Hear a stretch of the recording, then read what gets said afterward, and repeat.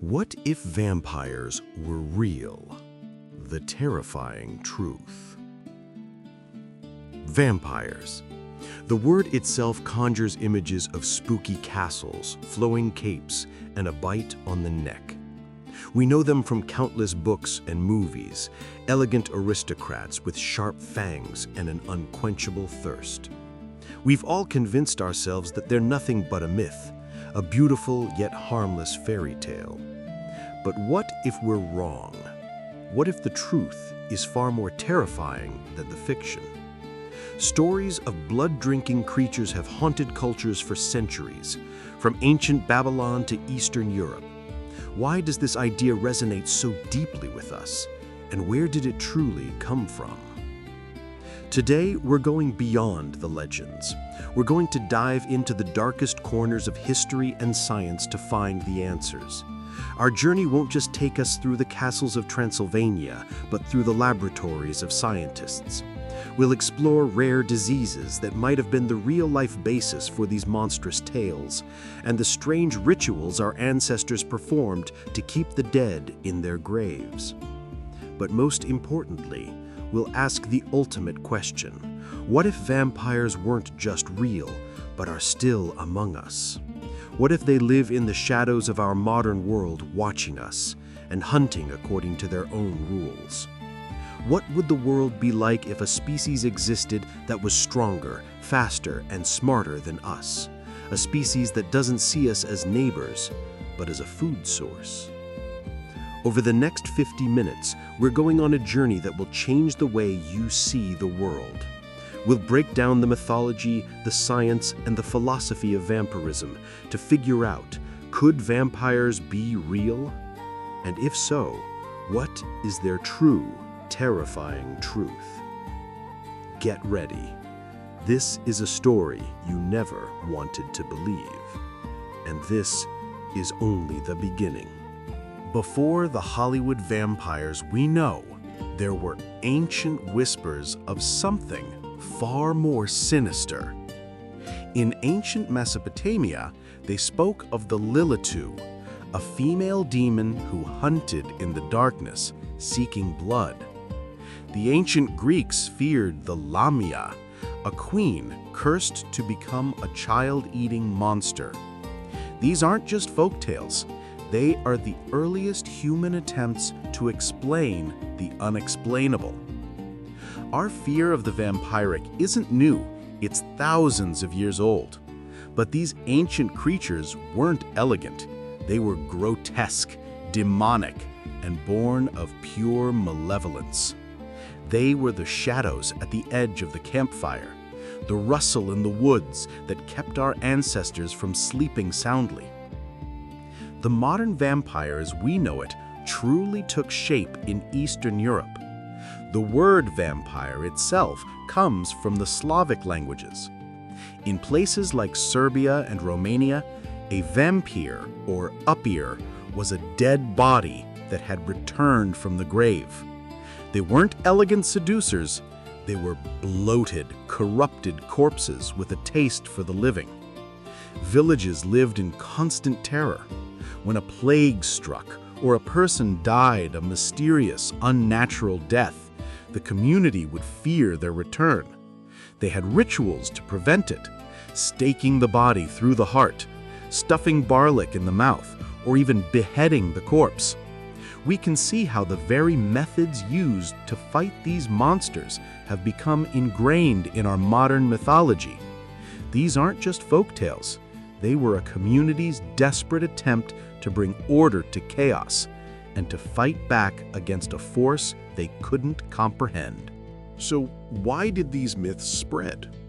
The answer might lie in a terrifying blend of disease and a lack of scientific knowledge. Imagine a time without modern medicine.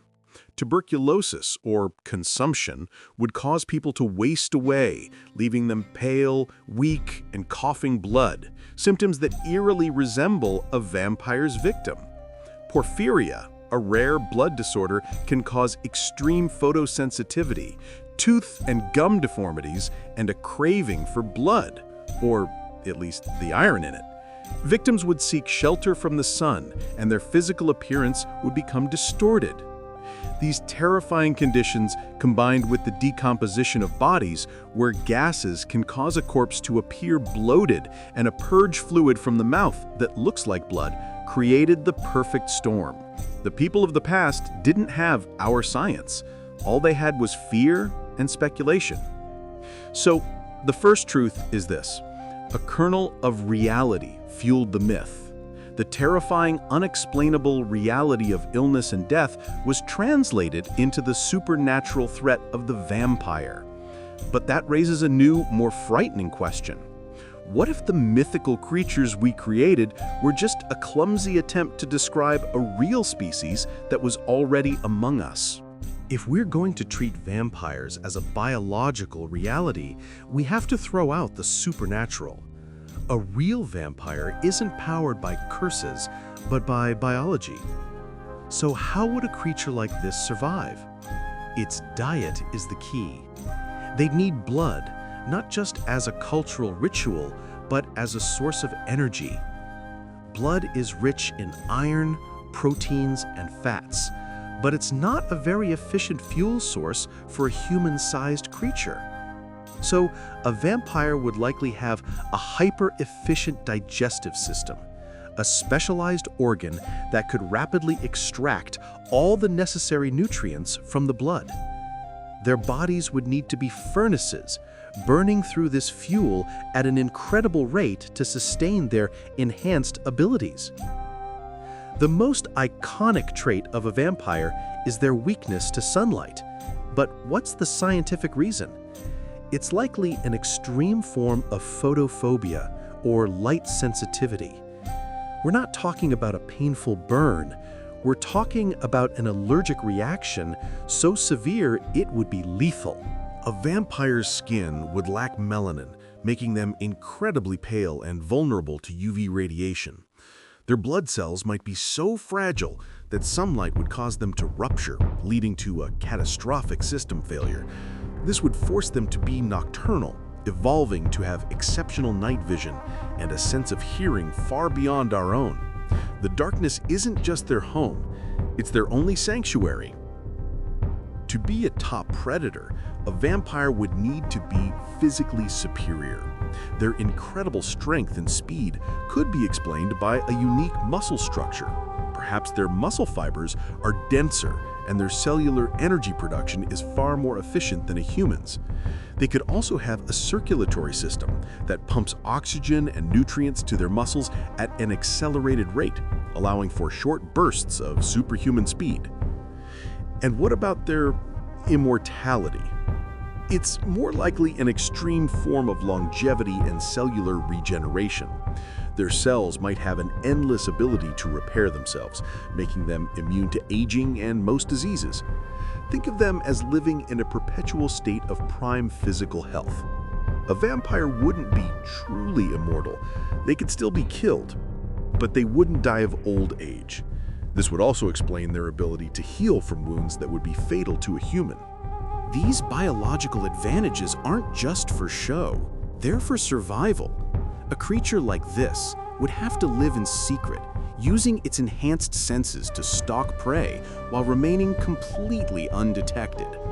They'd be the perfect apex predator, hidden in plain sight, with a biology designed for one purpose: to hunt, to feed, and to survive at all costs.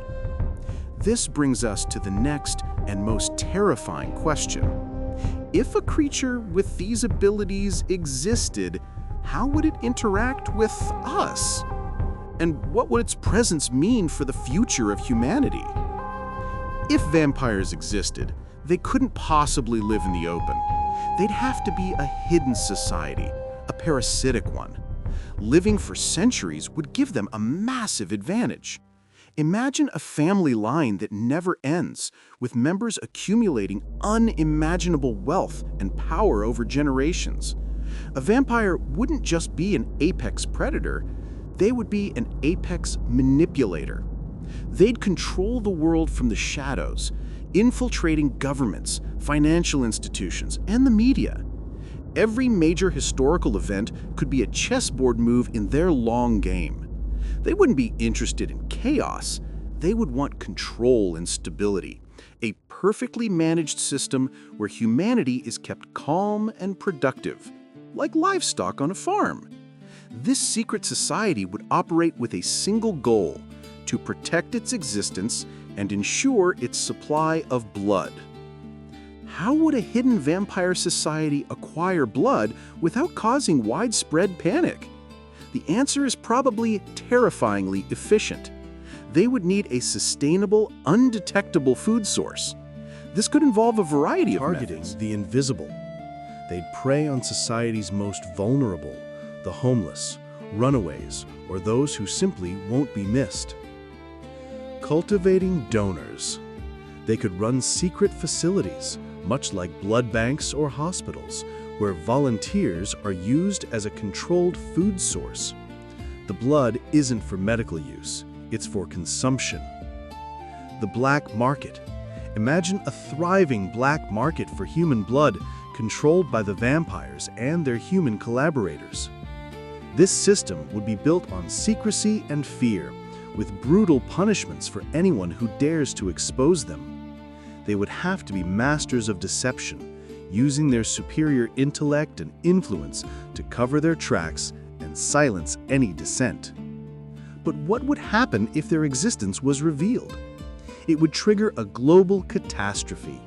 Panic, chaos, and war would erupt.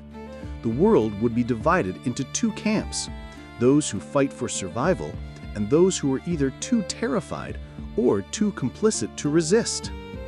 Governments would collapse, and society would descend into a desperate fight for survival.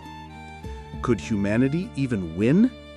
We'd be fighting a species with centuries of experience, superior physical abilities, and control over our most vital systems. We'd be the prey, and they would be the hunters. This isn't just about a monster in the dark. It's about power, control, and the true meaning of being at the top of the food chain. The terrifying truth isn't that they would drink our blood. It's that they would be a silent, unstoppable force that is already won. So, could vampires be real? We've explored the myths, the science, and the chilling social implications. The answer, of course, is that we don't know for sure. But the real lesson isn't about whether or not they're lurking in the shadows. It's about what the very idea of a vampire tells us about ourselves. The vampire myth is a reflection of our deepest fears, our fear of disease, of the unknown, of a hidden predator, and of being consumed by something beyond our control. It's a story about a parasite, a creature that feeds on us and our society. And in a way, we've created a modern version of that story. What are the powerful hidden systems that already feed on our lives, our time, and our resources? What are the things that control us from the shadows? This video isn't just about a myth. It's an exercise in imagination. It's about asking the what-if questions that challenge our perception of reality. It's about using the past to explore a future that could be far more strange and terrifying than we ever imagined. And that's what this channel is all about. We'll continue to dive deep into history, science, and the most bizarre corners of our minds. We'll explore the what-ifs that make you question everything you thought you knew. If you were captivated by this journey into the darkness, don't let it be the last one. We have so many more stories to tell. Like this video, subscribe for more terrifying truths, and leave a comment below. What if scenario do you want us to explore next? What historical what if, scientific what if, or societal what if keeps you up at night? Tell us in the comments. And until next time, keep looking over your shoulder.